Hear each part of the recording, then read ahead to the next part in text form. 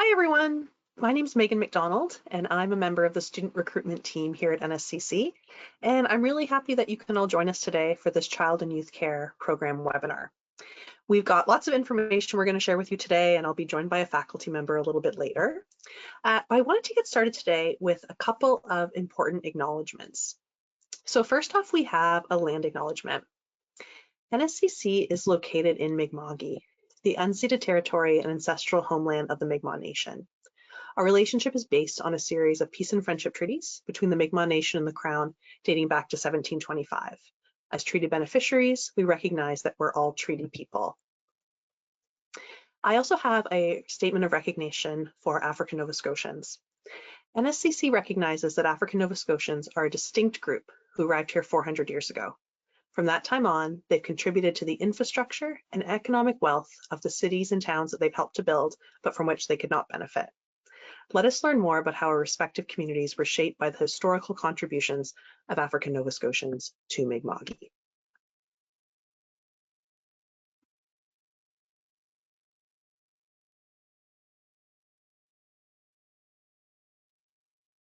Oh, I apologize, everyone. I think I've got just a little glitch here in my sharing my screen. Let me just get this working again, and then we'll keep going.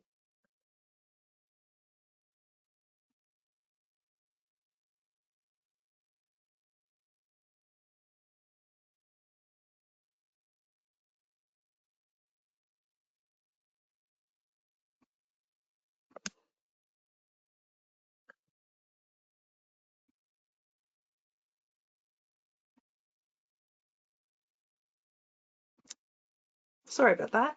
Let me get this going again. Perfect. Okay, now we're on track. So welcome everyone to the webinar. For everyone who is watching live today, you'll be able to ask questions to us throughout the presentation through this chat box that you can see right now on my screen. You've got that right now in your GoToWebinar navigation. Feel free to send those questions in as we go, and we'll make sure that we save some time at the end to answer as many as we can. But if we don't have time to answer your question today, or potentially you're watching this as a recording later on, we're recording this today on December 18th, but you can certainly access the video after today's session. So if you do have questions in the future, you're welcome to reach us on the recruitment team by sending us an email at recruitment@nscc.ca. And I'll make sure I show that to you again before the presentation ends. So today I'm going to be joined by a faculty member from the Child and Youth Care Program, Kelly Shaw. Kelly, welcome. You will be sharing lots of great information today about the program, and really happy that you can join me. Hi, Kelly. Hi, Megan. How are you? I'm well. Thanks for coming. Would you like to take a minute to introduce yourself? Sure. My name is Kelly Shaw. I am located primarily in the Truro campus. I live in rural Pictou County. I've been with the college for a very long time, and I've been a certified child and youth care practitioner for well over 20 years. Having worked in 24/7 group care programs, group treatment, family reunification, preventative placement services. I've worked primarily in Nova Scotia, but I've also spent some time working in Inuit Nunangat, both in Nunavut territory and Nunatsiavut, Northern Labrador. Wonderful. So lots of experience to share with students and the folks on our webinar today. Absolutely. So let's launch into just some kind of basic details about the program. Child and Youth Care has an intake in September each year. And so our next intake at the time of this recording is September 2025. The delivery is full-time, it's blended. It takes students 2 academic years to complete. And as Kelly mentioned, she's located at the Truro campus in Truro, Nova Scotia. It's also offered at the Ivany campus in Dartmouth. In terms of admission requirements, there aren't any particular high school courses that you would need in order to enter into the program. High school graduation, diploma, or equivalent, which could be GED, could be the new version of GED, could be the TAOS test that we have students write. So there's certainly a number of ways to meet that equivalency. And if you need any help navigating that, ask us in recruitment. One thing to flag for anyone who would be considered an international student who's intending to apply to the program, One thing to notice is that with some new IRCC regulations, this program would no longer qualify you to later apply for a postgraduate work permit. So that would be something you'd want to be aware of if you're considering applying. Anything else you want to add here, Kelly, before we move to the next slide? I think maybe just to talk very briefly about what it means to be blended. Oh, yeah. So that means that we are face-to-face on campus Monday and Tuesday, and virtual online Wednesday, Thursday, and Friday. So when we're face-to-face on campus, obviously you're in the classroom with other students from your campus.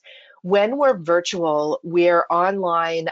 We use the Teams platform, and we're combined with both Ivany and Truro are combined together. So there'd be two faculty in that space with the students from both campuses, Wednesday, Thursday, and Friday. And practicum, which I think we talk about a little bit further on. I'm just looking at the list over there. So kind of talking a bit about program requirements, and these are requirements. If you're heading to nscc.ca, you're looking at the program webpage, you'll see the admission requirement portion we just talked about, which would be completion of high school. And there's another section that talks about program requirements. And so I wanted to highlight these because I think it's good to note that though they're required for being a student in the program, these aren't requirements you need when you're applying. So you don't need to come up with all of these documents right now. When you're applying, you can put that application in online, and then we'll be in touch about a number of these requirements. So it's kind of a mix of some record checks, first aid, and then also a number of potential immunizations depending on where you'd like to do a placement. Kelly, do you want to expand on any of these requirements that you see students needing to get to participate? Sure. The first, in terms of an official criminal record check, vulnerable sector search, and then down below the child abuse registry check. Those are both time limited, so definitely don't apply for those when you're applying to the program, and don't even apply for them in September because you don't need them until first year, the end of March. And they have to be less than 3 months old. So you would have to apply for them again. And the criminal record check specifically in some jurisdictions costs money.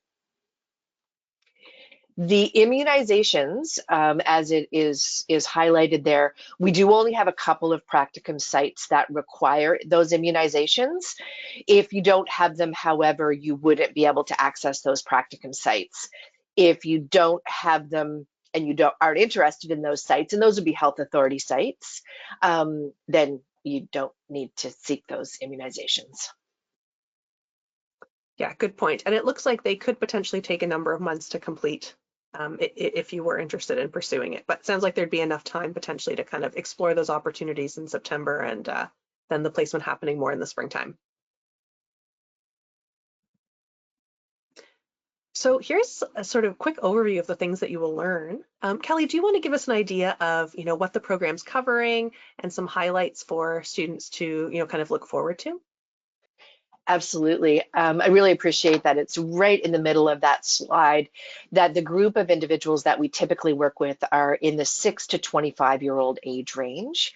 And that they often have been impacted by developmental trauma, which means that they struggle with their emotional regulation. And as a consequence of that, are often emotionally and physically acting out because they aren't able to manage their own emotions and their trauma responses. The program covers foundational theory courses like psychology and sociology, or a version of those as they would relate to our field of practice, and then more specialized courses related to program development, how to develop programs specifically for young people who have been impacted by trauma, how to assess programming development so that it will appropriately meet the needs of the young people that you're working with, how to modify programs to support the young people that you're working with. We also do have a number of courses that really focus on that last piece there, engaging with children in developing capacities to build their resilience and relationship skills. So we have a number of courses that focus on building your resilience and relationship skills as students. So that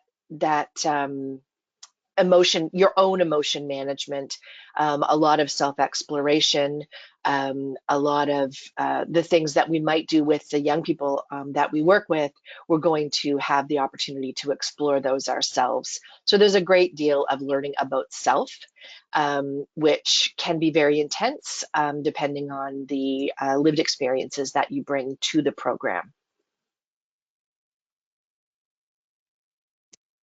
So here's a little snapshot of some of the courses, well, all of the courses that would be included in year 1 and year 2.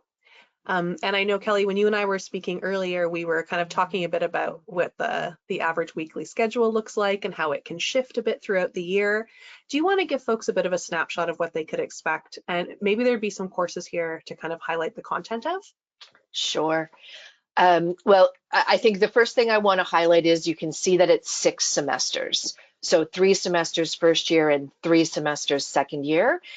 So it goes from September to the 1st of June, both years. The second year, you're going until the end of May, 1st of June, and then you're moving right into graduation and hopefully into employment.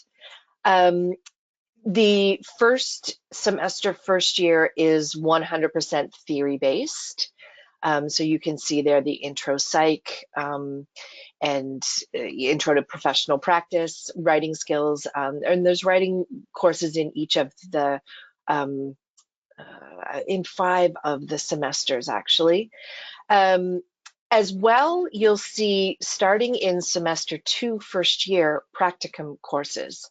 And there's practicum courses at the end of second semester, in first semester, second year, second semester, and third semester of second year.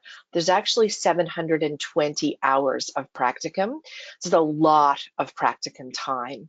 And you will do that practicum in a number of different sites. So you don't do the whole thing in the same place. And at least one of those practicum has to be in a 24/7 environment, and one of them has to be in a community-based environment, so that you really have a well-rounded picture of the scope of practice for child and youth care practitioners.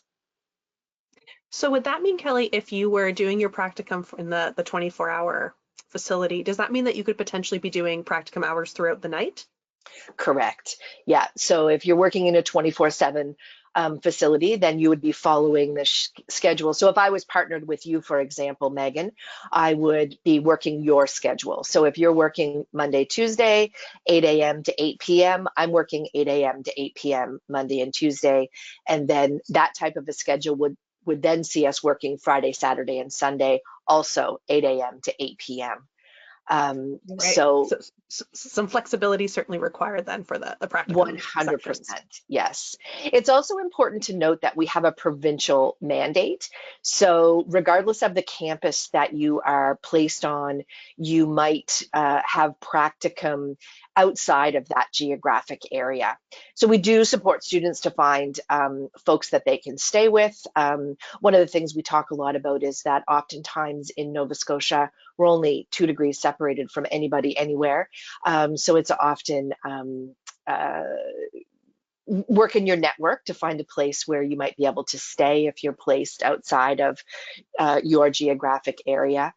We do try, if you are Cape Breton, for example, and you intend to return to Cape Breton, we work really hard to get you placed in the community that you intend to live in.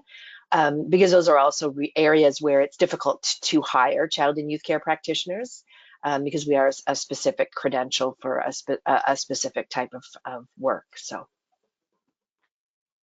that credential can be quite useful, it sounds like, in the field, right? There's certainly Absolutely. a demand for folks with it. Yes, absolutely. Our graduates are very highly employed. Wonderful. Yeah. This is another bit, if anyone has taken a look at the program page already on the website, you would see that there is a self-assessment questionnaire. And so I think, Kelly, I'm curious to hear from your perspective, kind of the value of the questionnaire, because I know this is a program where folks are, working to support others, which could sometimes find themselves with some, dealing with some challenging situations, or as you mentioned before, kind of working through some of their own experiences through a different lens. Do you want to kind of chat a bit about the self-assessment? We've got this slide and then it does continue on to the next one. Yeah, absolutely. I think that this self-assessment is really a really valuable tool. So if you run through I don't know, I think there's maybe 9 questions, and you answer yes to any of those questions, so I understand this is an intensive 2-year program that requires a considerable time commitment, often outside of regularly scheduled classes. So you understand that, but are you going to be able to manage your life to dig into the experiences that are required in order for you to come out of this diploma and engage in the field of practice in a way that is your intention? So we do have courses where we talk about your growing up experiences, your family, your life experiences. We talk a lot about abuse and neglect in family circumstances. We talk about domestic violence. And, we certainly approach that from a trauma-informed perspective, recognizing lived experiences in the way that we're able to understand them of the individuals in our space in the classroom. And yet we have to talk about those things because that is our field of practice. And if we don't talk about them and then you go into practicum and you're exposed to those with young people who are intending to be on their own healing journey, and your own experience is really evoked by that, and you're not able to engage with them, then we're not being, as educators, we're not being responsible and ethical in our own practice. So if there's anything there that sort of causes you question or concern, I really encourage you to reach out to recruitment in the email that was offered at the beginning. And if need be, they'll reach out to us and we can support you to deepen your understanding of what those statements mean. So demonstrating oral communication skills, for example, the last question there. Right from the very beginning in September of first year, you are going to be presenting in class to your peers. That is a learning outcome of this program. So we often have folks who, before they come to the program, have only done presentations in one-on-one with their teacher, for example. That's something that causes them some anxiety. We understand that, and we're going to support you to develop the skills that you need, and yet you will have to present in front of other people. That is one of the things that we do as child and youth care practitioners is facilitate program, and that has to be done in front of people. Right. It continues here on this slide. Is there anything you wanted to highlight on this page?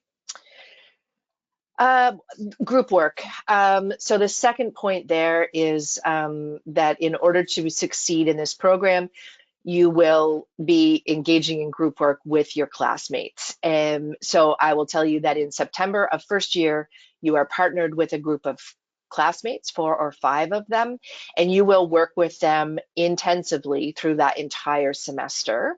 While you are working with them to create and facilitate program, for example, you'll also be learning about how to be a good teammate and the theory that supports group development. So you'll be living group work while you're doing group work and learning about how to facilitate group work.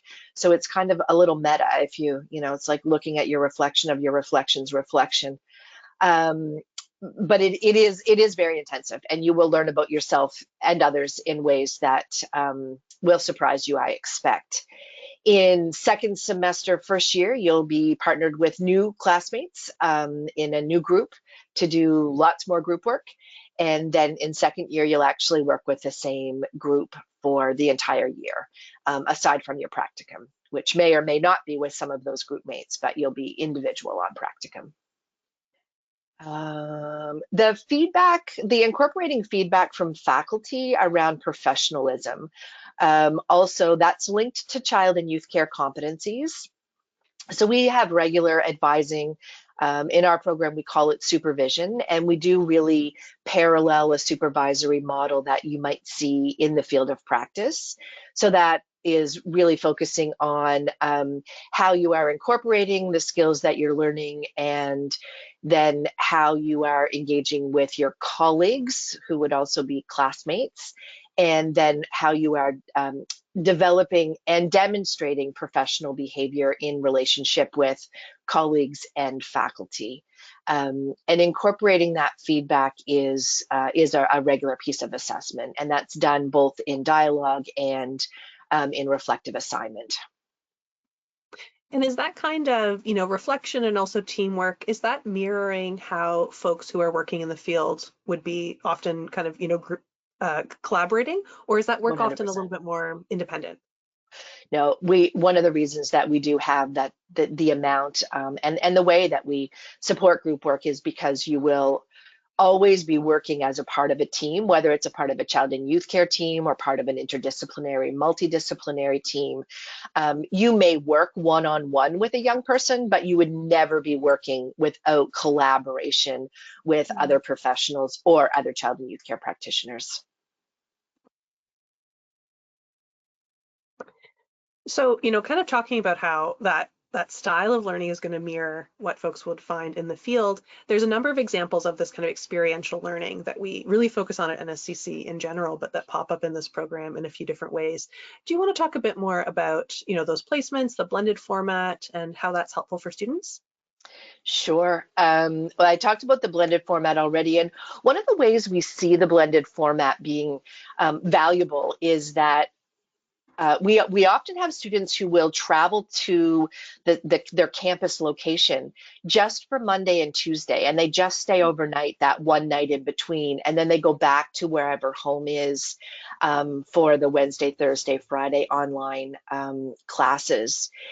And so that alleviates the need to 100% relocate. We had a student this year who was traveling from the South Shore to Truro. They stayed with a family member on Sunday night and Monday night, and were able to leave early enough on Tuesday that they got home and settled again before Wednesday morning online classes. So that would be the virtual or the blended format. I think it's really important to recognize that everyone who teaches in the program, so there's 2 full-time faculty at Ivany and 2 full-time faculty in Truro, and there are a couple of casual faculty. All of our casual faculty are still working full-time in community-based or 24/7 group care practice. All of our full-time faculty come with a variety of practice experiences. I outlined mine.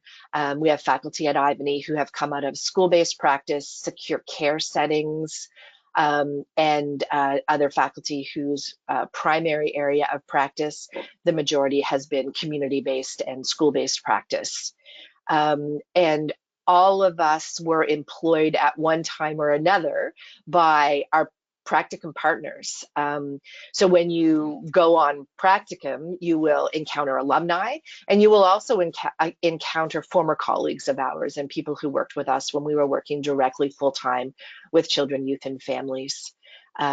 Chisholm Services for Children is a program in Metro that works in a 24/7 capacity with children under the age of 12. One of our full-time faculty came out of that program. Homebridge Youth Society is also a Metro-based program. They have several 24/7 programs, and they also have an independent school-based program. We have casual faculty who are employed there. Full-time faculty who came out of the Halifax Regional Center for Education, and faculty on both campuses who have worked for the Department of Community Services. Great to hear about how connected everyone is. It sounds like that's, so helpful, right, when you're looking for placements, but also just Absolutely. nice to know that you'll have the folks that you'd be studying with now will later be your colleagues. And yeah, folks can really lean on each other, and can be so helpful, of course, too, in the job hunt, but also for like for different references when you're applying to jobs in the future. Sounds really helpful. And I think it also really brings to life the curriculum. So in the classroom, the stories that we're telling are the stories that happened, recently in our practice. Right, very current in that way. Can you tell us a little bit about where students who move through the program, they graduate, where do they find their jobs afterwards? What does employment look like for them?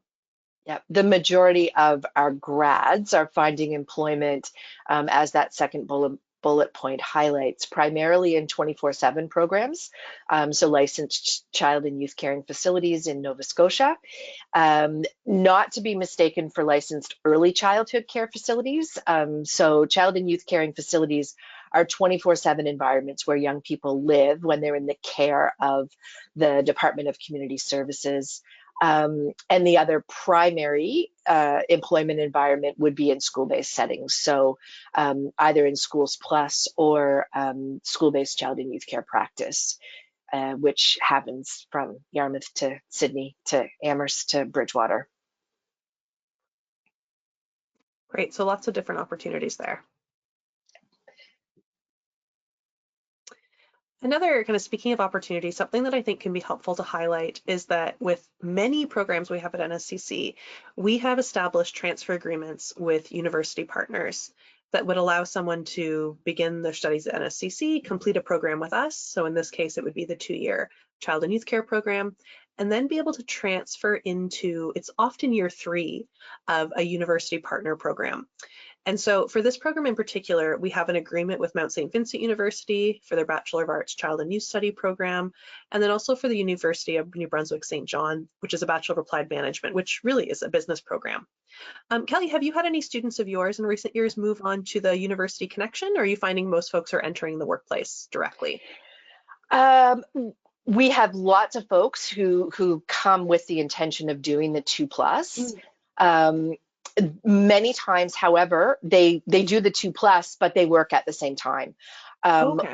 What we have found in terms of specifically the Mount program, we have folks who are intending to come and go to the Mount and then complete a Bachelor of Education to become a public school teacher, or to go finish at the Mount and then go on to Dal or Athabasca to complete a social work credential.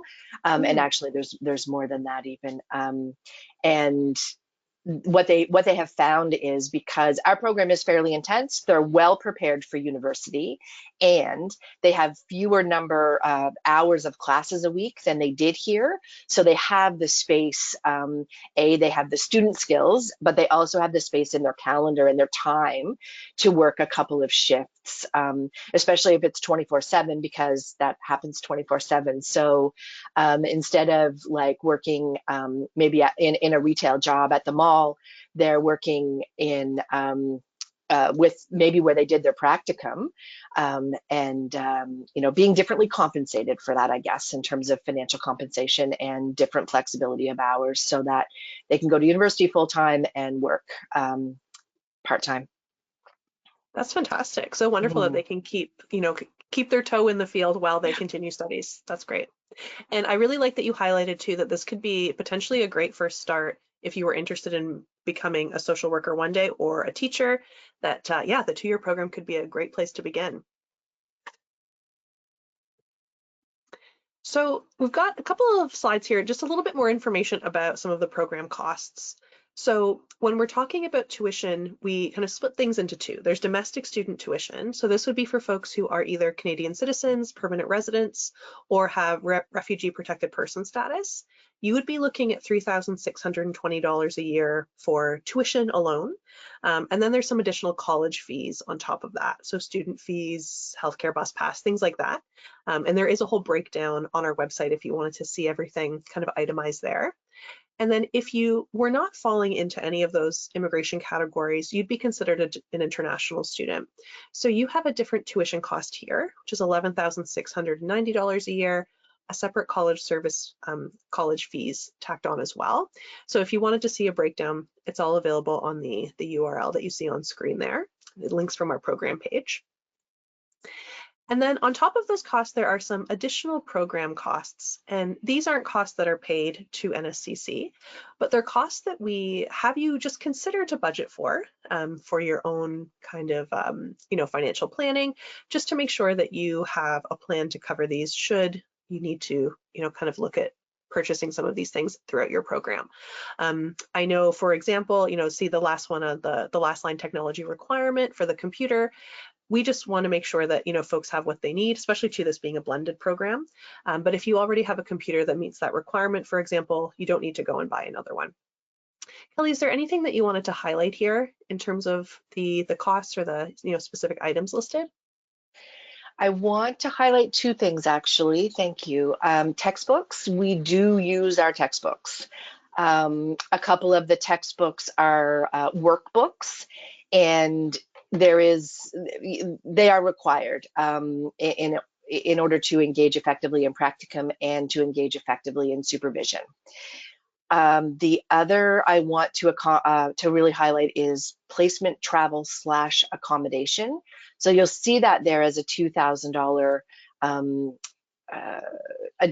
estimated additional program costs.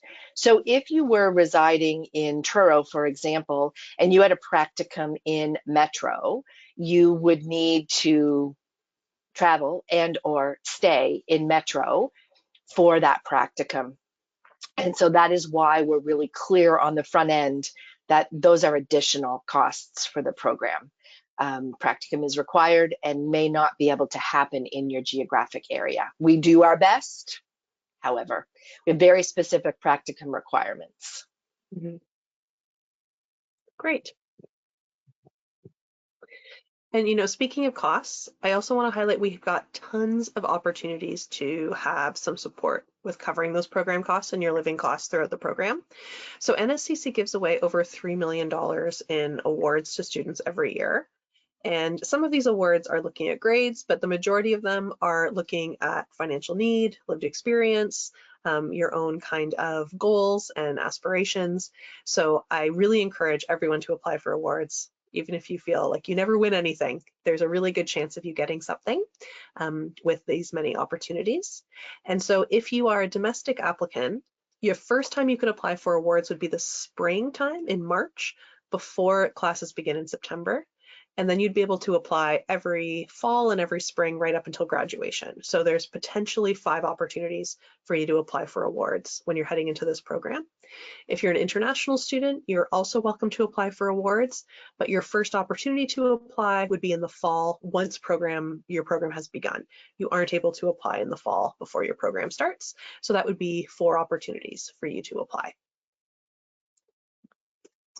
So if you're interested in applying to the program, you can do so online. We've got apply now buttons all over the website, or nscc.ca/apply, which is on the screen right now. That's where you can head. It's a pretty simple online application. It will ask you for some personal details, some bit about your education history. So things like transcripts, for example, from high school would need to be provided, or if you're coming from a college or university program, you could choose to provide those instead. Our application fee is $40 for domestic applicants. It's $100 if you're an international applicant.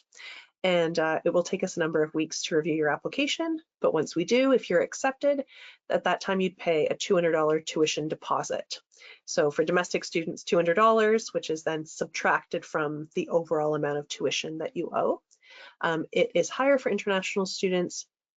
It's a few $1,000s that you would pay then that we'd hold on to as part of the tuition.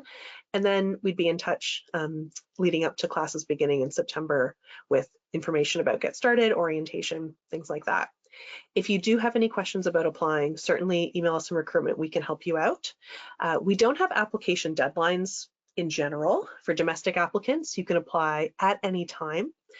For international students, our deadline would be April 1st every year.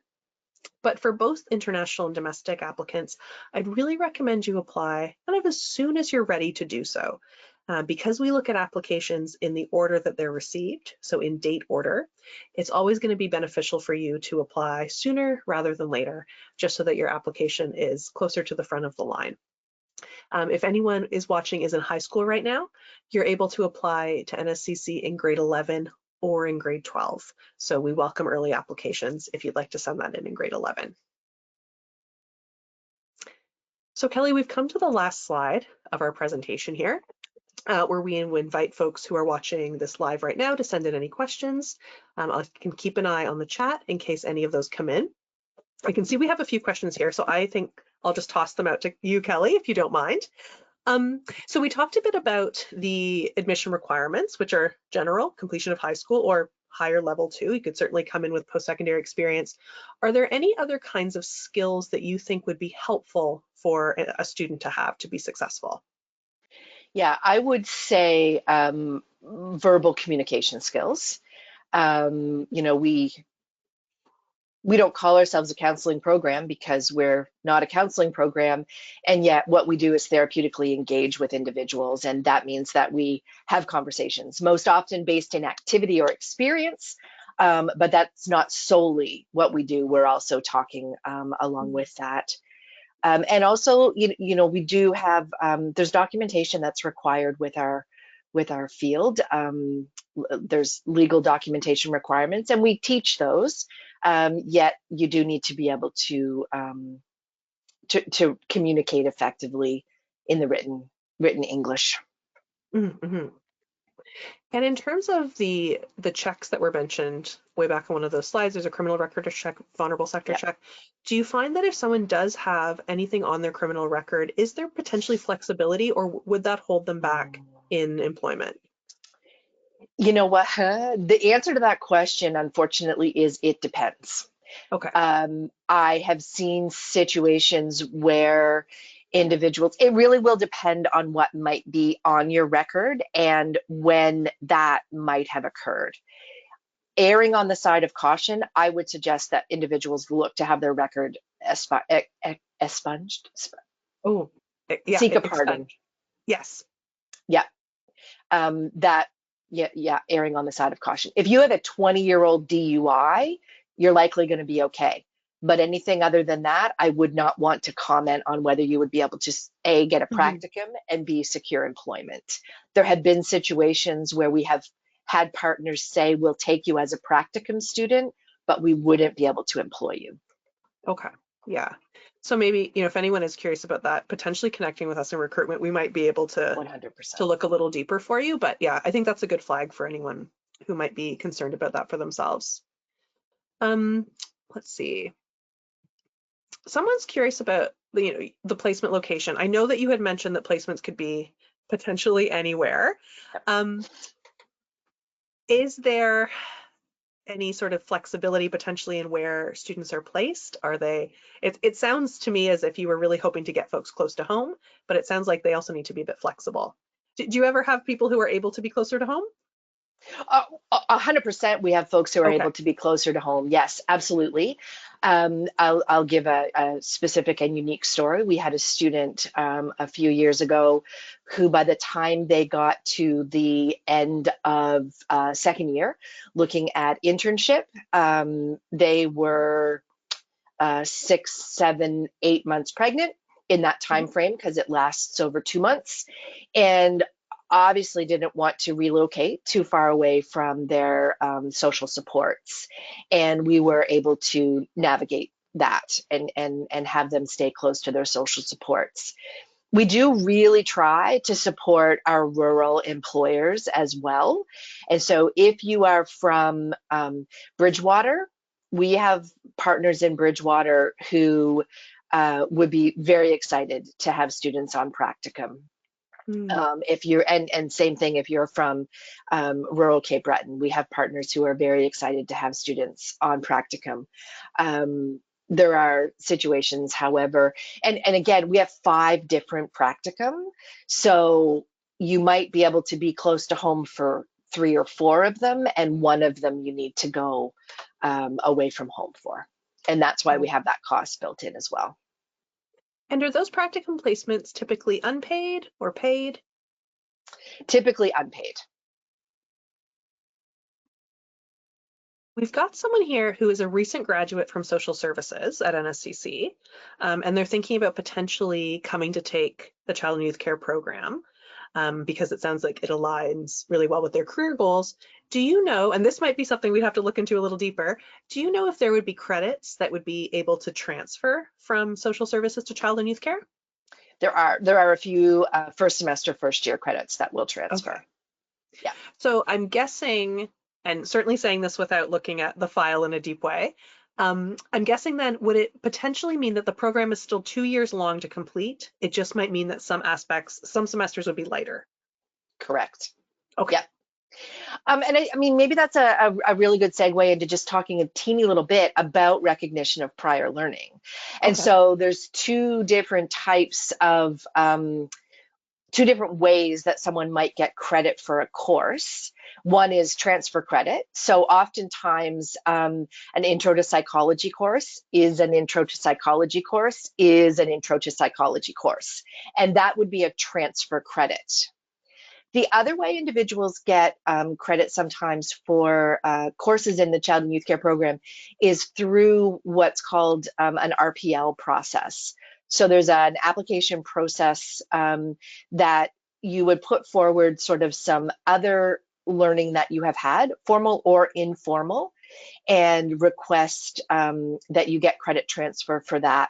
We often have folks, so the practicum that happens at the end of winter semester first year, it's a 120-hour practicum.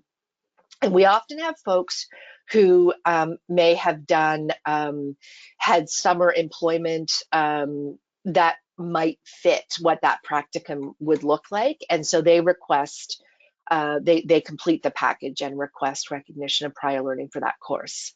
So Cool. that's happening actually more and more often. Mm. So I think if anyone was curious about, seeing if their prior learning would potentially count towards this, they would, I guess, two sort of things. It sounds like for this person who asked the question, when they applied to NSCC, they would be able to apply with their social services program documents, which we would have on file. So our admissions team would be able to understand that you meet those requirements. And then there's a second session or section of that process, as you mentioned, Kelly, where we've got the forms on our website for the RPL, Recognized Prior Learning, or some institutions call it PLAR process, but that's something you can begin once you have confirmed a program seat at NSCC. So you can't do it before you apply.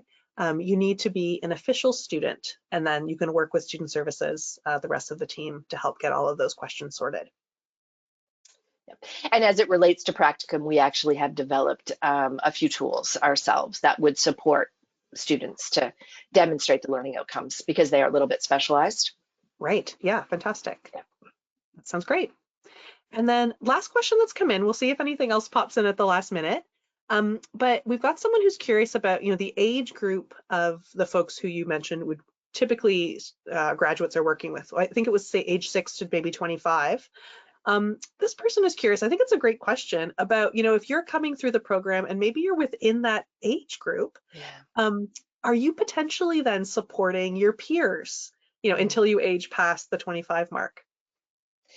So one of the things we talk about in our field is being developmentally appropriate with the individuals that you are working with. So typically, if someone has been impacted by developmental trauma, they have developmental lags. So cognitively, there may be they may not be at the same developmental level that you would be. So if you're both 22, for example, chronologically, you would be the same age. Developmentally, you would not necessarily be the same age. So your social emotional engagement with others may not look the same. So are they your peers? Not really. Are they chronologically the same age as you? Yes, definitely. So we do actually have one placement partner who does want folks to be more than 2 years out of high school before they seek practicum with them. So that's a piece that we look at. In January of first year, we start the practicum process, and that would begin with supporting you to develop a resume, and then we would be looking at those pieces. So are you more than 2 years out of high school?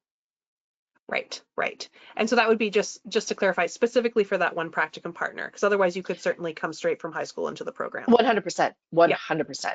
Yes.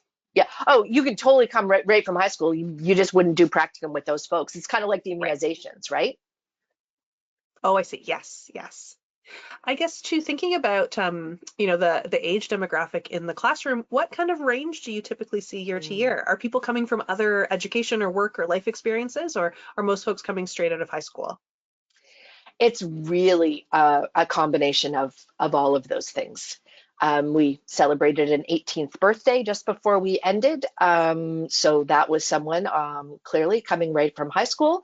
And we also have individuals who are coming in with some university experience, university degrees. And certainly significant lived experience, and having worked in a variety of places and spaces.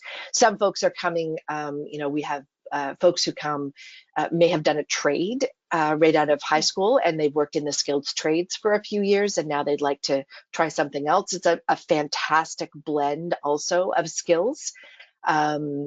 So yeah, it really is a mixed batch. Yeah, fantastic. Yeah. Well, that's all for questions that have been sent in from the audience. So Kelly, thank you so much. Certainly jump in if there's anything else you'd like to add, but I just wanted to thank you for joining and sharing all this great information about the program. And if anyone has questions, please reach out to us, recruitment@nscc.ca. And I could certainly always connect you with, faculty like Kelly. Oh, Absolutely. I'm going to pause for a second. Someone just popped on and said they have one more question. I think they're typing it right now. So we'll give them a moment. Super. Yeah. Is there anything, Kelly, you wanted to add before we, answer the final question and sign off? No, I just really want to reinforce the importance of if you have questions, connecting with recruitment, and echoing what Megan has said in terms of recruitment reaching across to us. I think making the best choice when you're coming into a program is so important. So whatever we can do at the pre-application process to support your decision making, I'm happy to engage in that, as I will speak for my colleagues as well. Wonderful, thank you. All right, our question has come in. It's having to do with placements. Is it possible to do a placement with Child Protective Services or with Schools Plus in a high school? Yeah, we don't do practicum with Child Protective Services. We do with the Department of Community Services, and we also do practicum with a few transition houses that have child and youth care practitioners. That often sees you working alongside and within the child protection system and with child protection social workers. So that was a long answer, maybe uh, to that question. Schools Plus, 100%. Yes, we have multiple students on practicum right now with Schools Plus, from Halifax to Colchester to Pictou. Great. I think that's all right now. Yep. And so I'm just sort of wondering that if someone's interested potentially in a career that is potentially with Child Protection Services, does this program potentially lead to that? It's just maybe the practicum isn't going to Yes. happen in that. Okay. Yes. Definitely, we spend a lot of time exploring the legislation because it is the legislation that governs most of the work that we do as well. And we definitely spend time working with the Department of Community Services, although I think they changed their name a day and a half ago. That is also the department that supports Child Protective Services. Yeah. Well, So if you want to be a child protection social worker, I have handfuls of grads who have gone on to do that education and qualification. Yeah. wonderful. Great. Well, thank you so much. This has been wonderful for me to learn more about the program as well. So I really appreciate everything you shared today, Kelly. Thank you for everyone who's been watching live and sending in questions. I hope this was helpful for you too. And, folks are watching the recording later. Feel free to email us if there's questions that you have that we didn't cover today. Thank you very much for the opportunity, Megan. I appreciate it. Yes, of course. All right, everyone. Enjoy the rest of your day. Thank you. Bye-bye. Bye.